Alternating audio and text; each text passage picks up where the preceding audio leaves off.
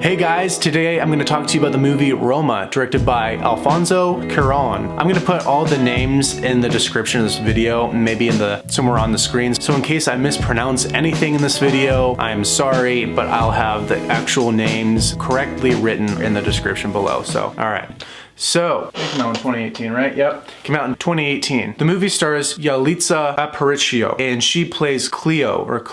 It also stars Marina de Tavira as Sofia. The movie follows Cleo's life, and she is a housemaid, and you get to really see just how bleak her life is, and just her life is about cleaning. You know, she works for one client, this pretty much an upper class family, and she has to perform all these different tasks around the house. She has to clean everything, and she's basically their servant, and you can tell it really just wears on her, and she wants to have a normal life. You know, she wants to fall in love because she sees this other family that she's taking care of, and seeing that they're all happy, or they seem to be happy. They have a lot of nice things, and they're able to afford a servant like herself, and she wants that kind of love. And she, I guess you could say, she kind of falls in love with somebody, but not really. She's fond of somebody. She has this relationship with this guy who ends up treating her like garbage. Like, it's so bad. And his name, I think it's George Antonio Guerrero, and he plays Fairman. And the actor is great. You know, he definitely plays a scumbag. In the first scene that we see him, for instance, he's naked, and he takes the bar for his shower curtain and uses it as like a sword. And I'm like, okay, this guy is just really, really strange, you know, and he's trying to impress Cleo, I guess, but he just really made me feel weird from the very beginning. But he tries to act so tough. It just makes me dislike him so much more. Spoiler, once he finds out that Cleo is pregnant, he ghosts her. Literally in a movie theater, walks up and leaves. He says he's gonna go to the bathroom and get ice cream, but we know what's really going on here, you know? After that, the movie becomes that much darker, and we get to see so much betrayal. So Cleo's bosses is this family, this rich family or upper class family. The wife and the husband are pretty well off. I guess the wife's name in the movie is Sofia. Not only is Cleo thrown to the side by a man, but also the wife, Sofia, she's thrown to the side by the husband, the doctor husband. The husband leaves her and the family. And that's just so heartbreaking. Like, you have like 4 kids and a wife and a house and everything. You just leave them, you abandon them. And so there's that parallel between the wife, or the divorced wife, and so Sofia, that's her name, and Cleo, the servant. So they share that bond of loss and abandonment, and they have to get through life together now. And it's so disheartening, you know, it sucks. The guy that Cleo ends up with for a minute, I do not like him. So when Cleo confronts this guy, he's a complete jerk, and he brushes her off and basically threatens her life and says, "It's not my kid," basically is what he says. Just so terrible. You know, the women in this movie are just treated like garbage, but they have to keep going, you know? They gotta keep living. It's like just so weird. Like, the men, they leave and their lives are fine, but the women are left in the dust. You know, it's so bad. But it serves a good purpose. This movie it's not just like a good feminist film, it's a good cultural film. It's a good movie I think that we need right now, especially with a lot of immigration issues. And I understand why it's up for some awards, because it's just so impactful. I feel like even in the smallest way, people can still relate to this film, because from what I've heard, the movie is personal to the director, but I think just little mannerisms and just little things about daily life that he captures on camera in this movie make it pretty relatable. Just normal everyday today things. The way it's portrayed in the movie, it makes it very personal. I think especially for me, I've never been in a position like the main character in this film was, but I can still feel for her, and I think that's something so important that film can do,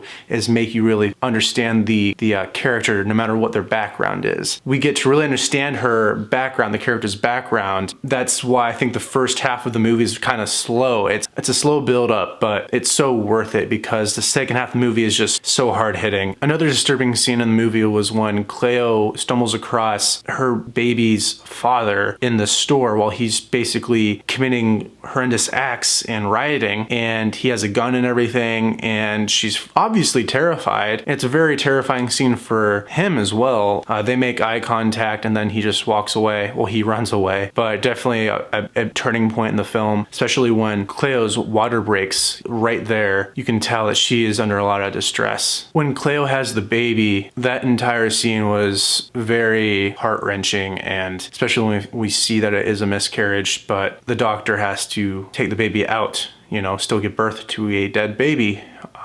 And I have more to say about this, but I need to talk about the cinematography to do it. So moving on to cinematography, each shot of this film, I'm pretty sure, was a wide shot. And so that let in a lot of little detail into the film that in other films, you know, wouldn't be as important. But here, every little detail I think was important, especially in the urban scenes when the characters are walking through the streets. And very, very important when we go to this birth scene or the miscarriage scene. There are things happening in the front of the frame and in the back. And Cleo's up here, and as they're sewing her up, she's just watching her dead baby the doctor's trying to revive the baby, and it's very sad. But the film was able to capture, I guess, how moments happen simultaneously to each other, like how she was able to be in the front, and there's so many things happening. You know, as she's being taken care of, so is her child in the background. And you can tell the focus, although it's on the front where she is,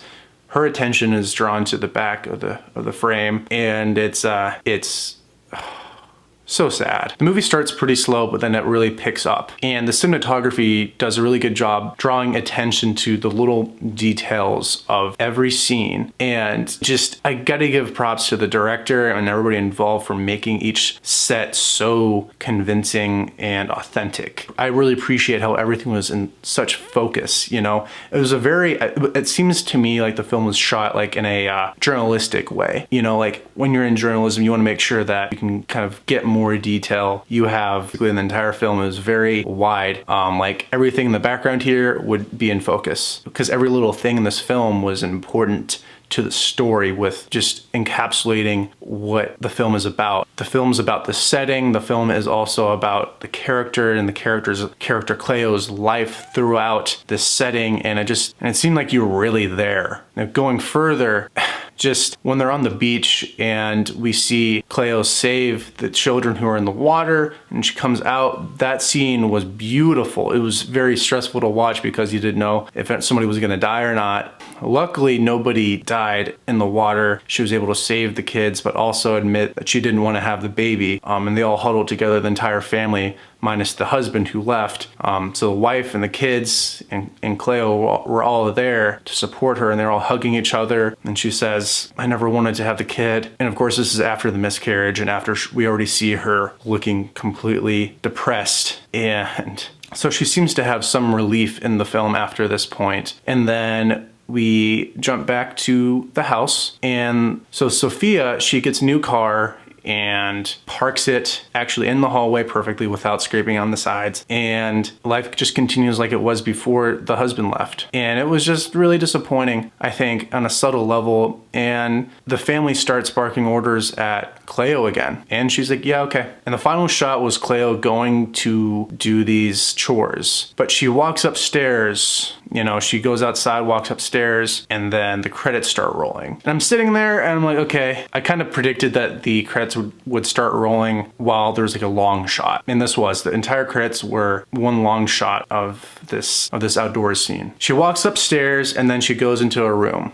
But we don't see where she goes after that or what she does after that. We just stay outside. And then the credits roll for like 5-10 minutes and then it goes to dark. So I'm sitting there thinking, were all of her chores up in that room, or did I miss something? So I'm a little confused by the ending. I partially think that she committed suicide or something along those lines because she kind of just reverted back to her old ways in this household. She is still a maid. She's still basically just a servant to this family. The wife you know, of the kids, she has another life all set up for her. She got a new big job, but Cleo does not, you know? So that's just me reading into it, like with the iceberg principle in mind. The cinematography was very, very beautiful. And I think I love that style. I didn't think I'd really appreciate the cinematography as much as I did by the end. The opening shot even was really outstanding. It was a very long shot of Cleo just pushing water over some tile,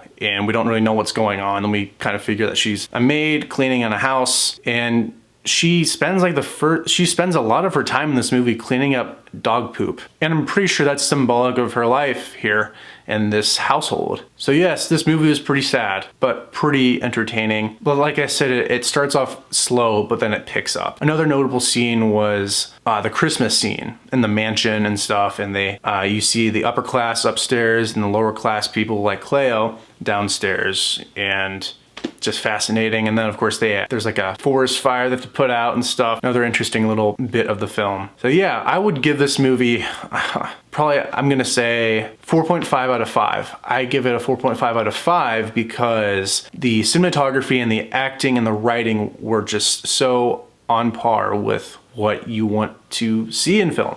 Some of the downsides, I would say the editing. There could have been shots that were a little shorter. Like the opening scene could have been a little shorter. There are a few other scenes towards the beginning I think that could have been cut down to make the pace of the film better. But those are little things. I think the film does a good job with everything else. But just the editing could have been better. It needed to be tighter. The movie was over 2 hours long. It did not need to be 2 hours long, okay? But that's just my opinion. I wanna know what your opinion is. So please go ahead, leave a comment down below and give this a like, and just let me know what you guys think of the movie Roma. And yeah, so thank you for watching. I appreciate it all the time. And if you wanna see it, it is on Netflix, and I'm sure it'll be on there for quite some time, especially with award season. So go ahead, watch Roma. It is a good movie. It has a slow start, but it is worth your time. All right, thank you guys for always watching. Make sure to like, subscribe, leave a little comment down below. All right, I'll see you guys next time.